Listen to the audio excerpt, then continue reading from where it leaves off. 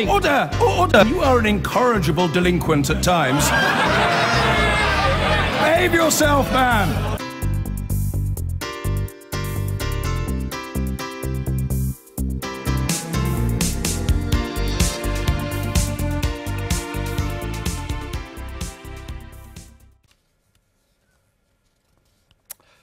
So, after weeks of interviews in which politicians of all stripes have avoided giving answers to questions about policy by saying, "You'll have to wait for the manifesto," this week we finally get to see the party's plans in detail.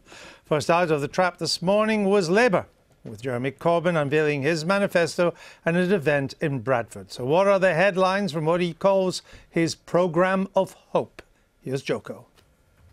Yes, a future Labour government would spend a lot more on a wide range of public services. Here are the headlines.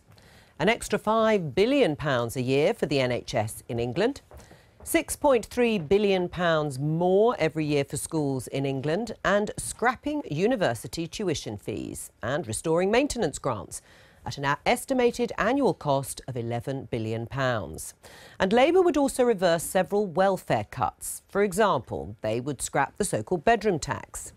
They would also recruit an extra 10,000 police officers in England and Wales at a cost of £300 million a year.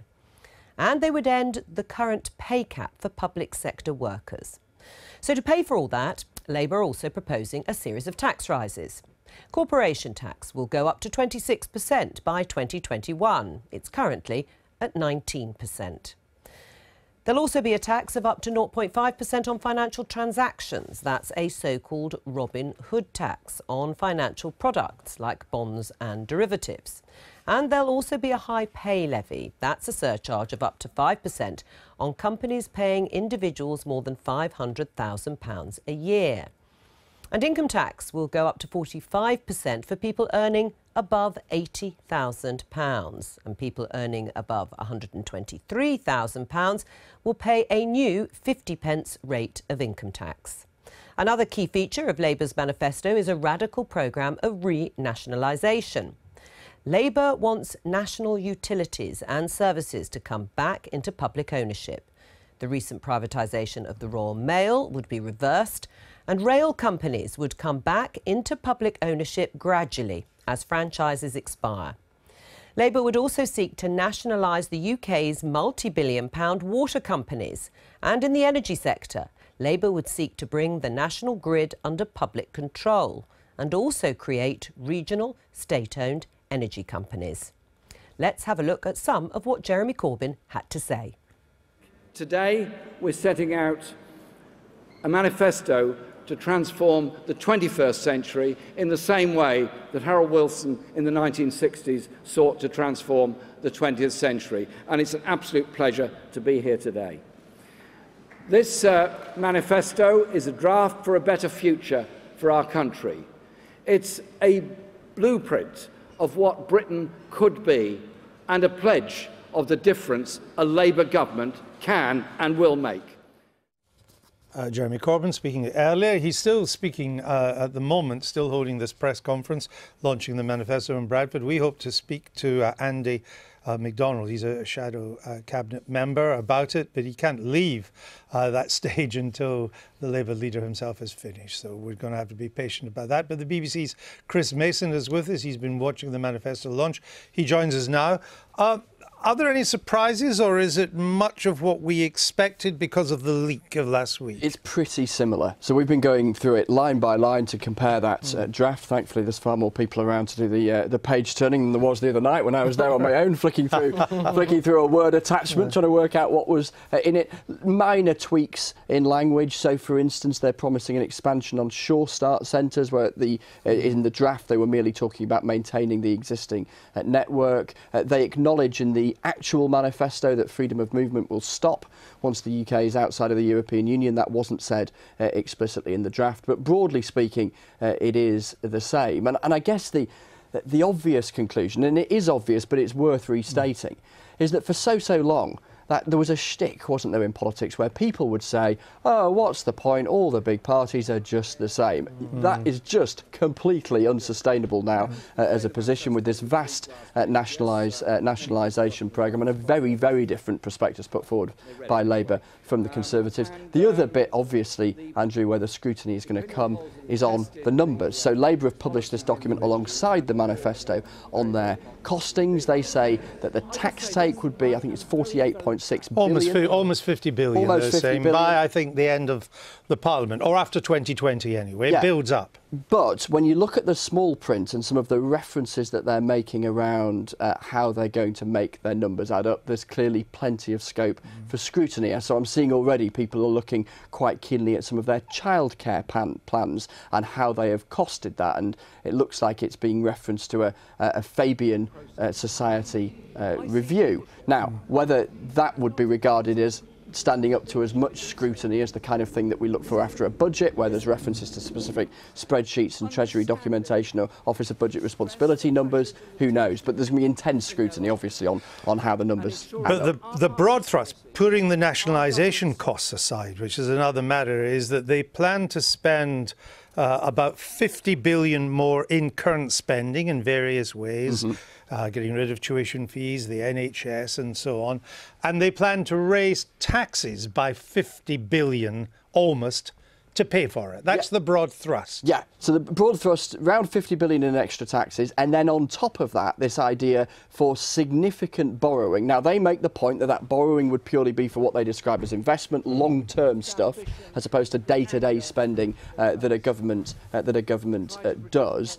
But they make the argument that that's something that is very much worth doing. It's worth looking as well sometimes about how they divide what they count as something that would be current spending and therefore paid for by tax rises if it's in addition to what the Conservatives are planning, versus what they say would be justified for borrowing. So, for instance, on the whole business of the NHS, and they were making this argument over the weekend, they say that £10 billion worth of their additional spending on the NHS, which they say would be ring-fenced for infrastructure and IT, obviously topical in the context of the cyber attack, they say that would be justified coming from borrowing because it would be long-term capital investment. So that would go into the borrowing side as well. Yeah. But they would also put existing capital spending onto the borrowing side, as I understand it, too, which by 2021 will be 50 billion.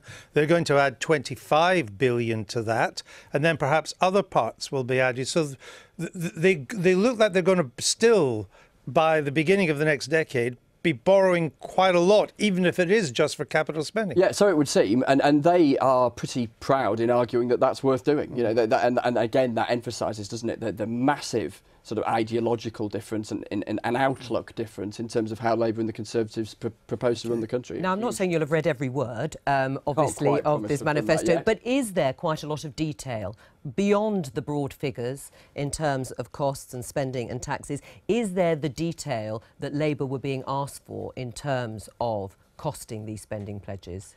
As I say, there is this separate document that they put out. I suspect, and you know, we're still in the opening minutes of that being scrutinised, that there'll be quite a few holes that would be pulled into that. First, there's a distinct lack of information about the costing of the nationalisations. But even on the stuff that they do offer a costing for, some of their references on the face of it, and as I say, there's a lot of scrutiny still to come, look like they will be there'll be plenty of unpicking. That will go on there. But on the broader picture in terms of the promises, what is quite striking is that there's a huge array of, if you like, retail political offers in quite small detail. So this idea of having free Wi-Fi on all trains under a nationalised rail network. I guess the challenge for them, because some of the polling suggests some of their headline offers are quite popular. It's whether or not, I saw this analogy yesterday, which is quite a good one. You know, you can see things that are enticing on a restaurant menu, but if you don't like the look of the restaurant, will you walk through the door? And I guess that's the big political challenge for Labour in the last 3 weeks of the campaign. Some of these questions we hope to put to Andy McDonald for the Labour Party when the press conference launching the Labour Manifesto is over. Listening to us as we were talking to Chris Mason there was Nick Clegg. We've been joined. Welcome to the programme. What do you make of what you've heard so far of the Labour Manifesto? I've just run from an underground station, so all I've heard is this. So they would be talking about they'd be talking about nothing else. Even by politician standards, you know, asking me to pronounced with precious little detail. Look, the first thing I'd say from what I hear is, I mean, the good thing about this is this is a manifesto squarely camped now in a completely different ideological space. It is taking a massive gamble that you can squeeze that amount of money from many people who are notoriously mobile and can avoid tax and so on. My time in government, I remember, is it sounds great to say you're going to squeeze the top 5%. It's incredibly difficult to do with that in practice, and it can be a huge inhibition to economic growth and so on. But they're taking a huge gamble that they're not going to kill the economy as they squeeze out money for this fantastic list of wonderful sounding, free everything for everybody. And whilst at the same time remaining, which is the most striking omission, if I understand it correctly, stunningly silent on the biggest economic risk to the British economy of all, which is that we're going to extricate ourselves in the next couple of years from the world's most integrated borderless marketplace, and by the sounds of it from the customs union as well. During this election campaign, Labour have now sided fully with the Conservative Party to pull us out of the single market. Every authoritative economic analysis says that that will have a detrimental effect on the British economy. So I don't think there's any dispute that throwing together lots of free Wi-Fi, free this, free that sounds great. It's, as ever with the Labour Party, is it credible? And from what little I've heard, built on what was leaked last week, I don't find it credible at all. Well, a lot of it was leaked last week, so I'm not sure there's too much that you missed so far. Well, we got the detailed figures, which we didn't get in the leak, and we're going to return to that, as I say. But Chris Mason, we thank you for joining us, and Nick Clegg, good to see you. Yes, welcome. We're joined from Bradford now, as promised, by the Shadow Transport Secretary, Andy McDonald. Andy McDonald, welcome to the programme. For about the past month, we've been told you have to wait when we ask where's the money coming from, how do you cost it. We've been told wait for the manifesto. So the manifesto is published today, lots of detailed costings in it. You want to nationalise the national grid. Its market cap at the moment is about 40 billion. How would you pay for nationalising it? Well, John McDonnell's going to roll all of those figures out over the next few days in great detail, Andrew. So I won't trespass into his territory, but it does make some sense. Hold on, Mr. McDonald. We've had to listen. Isn't going to be costing us an absolute fortune. You told us all would be revealed when the manifesto was published. You're now saying we have to wait again? I mean, does the manifesto not tell us how you will pay for the nationalising of the national grid? Well, it sets out very clearly that there needs to be a rebalance of where the emphasis lies in terms of raising taxes, and this is quite a fundamental change, so that it can uplift everybody and not just concentrate on those who are fortunate enough to be extremely rich and done very well. We want to uplift everybody, so that's the thrust of our excellent manifesto, Andrew. But I've looked at I've managed it's 128 pages, so I'm not across at all. But I have looked at the funding pages. You want to raise almost 50 billion to spend on various things, but nationalising the national grid's not included in that 50 billion that you're raising. So where will the money come from for that? Well, I mean, that is just part of a taxation and spend programme, Andrew, and the money will come for that in the fullness of time. I think if you've got the wording in front of you, and I haven't, I think you will find that it does say that that is something we want to achieve over time. Okay. So that's not going to be that's the ambition of that manifesto commitment. What about the water companies, which you also want to nationalise? Thames Water, one of the biggest, that alone is worth about £12 billion. How would you finance that? Well, again, Andrew, we've set out how we look to the very richest in our society to make a better contribution. Right. We're going to be looking at nationalisation, Mr. McDonald. That's not for take them back up from 19. Well, those are the funds that we will be drawing on to fund the entire programme, and it is about making sure that those corporate entities who are enjoying and will continue to enjoy the lowest corporation tax in the G7 will flourish and continue to flourish, but that they make that proper contribution. We've also got a £36 billion tax gap to fill, which quite frankly has been given little regard by the Tory government. They've been quite content for people to offshore their earnings, be it Uber or who else, because they're part of the same elite and the vested interest that we're so determined to tackle head on. And that's where funding comes from to achieve this very ambitious programme. But you hope to raise about £6 billion more from raising taxes of the top 5%. But you've already told us that that money will go to finance more money for the NHS, not for the water company purchase or the National Grid or the Royal Mail. So where does the money come for that? No, you're quite right. What we're saying is we will protect 95% of the working population. They will not see any tax rises, national insurance contribution rises. What we will ask is that the very richest to make a small contribution, and we're asking corporations who benefit so much from trading in our country to again make that small contribution and still be at the lowest rate in the entire G7. But both the money that you hope to raise from increasing corporation tax and the money you hope to raise from raising taxes on the top 5%, that's already spent in your manifesto on things like the NHS, on abolishing tuition fees, on social care, and so on. It's not being spent on what I'm asking you about, which is the cost of nationalisation. Andrew, it's hot off the presses. It was published at 11 o'clock. Now, John McDonald is going to be setting that programme out in very great detail, in further detail, Andrew. And I'm not going to trespass into his territory when he's going to give you that clarity that you will have in abundance. Have you read the manifesto, Mr. McDonald? I have indeed. I've had I was at the Clause 5 meeting when we looked at the draft that we agreed on that day, and of course this is the published format that I looked at this morning. Okay, good. So if you've read it, which as I say, I've not yet had the privilege of doing all of that, but if you've read it, what does the manifesto say about financing the nationalisation of National Grid, the water companies and the Royal Mail?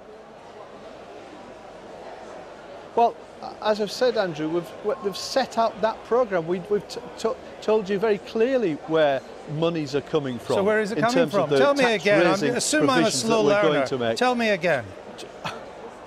Well, Andrew, I've said to you, let John McDonald roll that out in very great detail. But is it in the manifesto? It's absolutely hot off the presses, and my understanding is it's there, but you've read it. Like you, it's been we're trying to keep this one under wraps until about 11:15. And as you say, it's several hundred. It's quite a weighty tome. So if you give me a chance, I'll have a good look at it.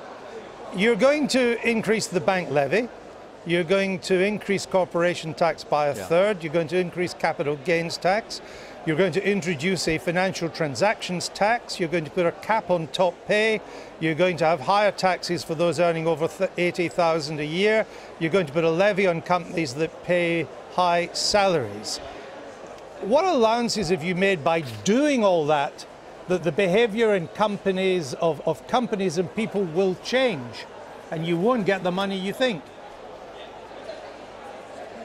Well, I think those are modest and reasonable proposals, and it makes all the sense in the world to me that when people are trading with shares, then they at 0.5%, if they're then getting into the trading on derivatives, that there should be some transaction from that, when a cost of that, when they're gambling on the increase or decrease in those shares. It's a financially profitable activity. What if they take the transaction abroad? What if they go abroad instead? It's a very tiny. What if they go abroad? Well, I mean, individuals or corporations. Both. I mean, you're talking about people who. Some people may go off to buy an island in the Caribbean, but they may just go to Switzerland or Brussels or Luxembourg. No, I'm absolutely convinced that there's that patriotic commitment to our country, and these are modest contributions that we're asking for. You've got to remember that the corporation tax was at 28% I mean, we're talking now of getting it all the way down to 17%, and Lord alone knows what's going to happen if ultimately a Conservative government that's re-elected takes us down to 12%. What's going to happen then to our National Health Service and our schools and our social care? Okay. These are the things that are crucially important to everyday people, ordinary people. These are their priorities, and you've got to have a tax base, a reasonably structured tax base that makes sure that those provisions are made for them. Now you are also got a lot of money that you want to borrow to spend on what's generally called infrastructure investment. But you will not be allowed to bid for that infrastructure investment if the senior management is paid 20 times more than the lowest paid worker. Are you aware of any infrastructure companies, British or foreign, where the ratio is 20 to 1 or below? Any? Well, Andrew, I can't give you a direct response to that. But what I can tell you is I think it's eminently reasonable that there be some relationship between those people who are working hard every day, creating that wealth, and the individuals at the top of that organisation. Pay scales have got out of hand, and they're at ridiculously comparative rates between ordinary people who are going about their day and creating the wealth for that company. It's only right and proper that there should be a relationship between the two. Right. So I don't anticipate that that's going to impinge. But well, I think it's entirely right. No, that if you look at the world are going to want to invest in our country, that they make sure that they are abiding by our systems, and they make their proper contribution. What happens if the infrastructure companies say, what happens if they say, we're not going to do that? We're just not going to bid for these British infrastructure contracts. The world is full of infrastructure contracts. We are not going to cut the salaries of our senior management to suit a Labour government. What do you do then? How do you build the new railways and the roads and so on? How do you do it? The problem that we've had in this country for many years is that people coming to invest have found our infrastructure woefully inadequate. And what we've laid out is our commitment to invest in our infrastructure, to make sure that we've got our transport infrastructure. I understand that. That's not my point. My point is that the condition you're making could lead to an infrastructure strike, that the companies won't bid. No. I'm not convinced that that's the case at all, Andrew. I think that these companies will want to invest in our country. They know that they've got a government who wants to work with them, but there's got to be some sense prevails in terms of the excesses that are drawn out of the system. And I certainly don't think that a government of the United Kingdom should be party to simply pouring money into the coffers of a tiny minority. These investment strategies have got to be for the benefit of the entire country, not for a handful of individuals. That's just obscene. And we've got to make sure that the entire nation benefits, not just a few. All right, Andy McDonald, lots more to talk about, but we'll need to do it in the days and weeks ahead before June the 8th. Thanks for joining us from the Labour Manifesto launch. Many thanks.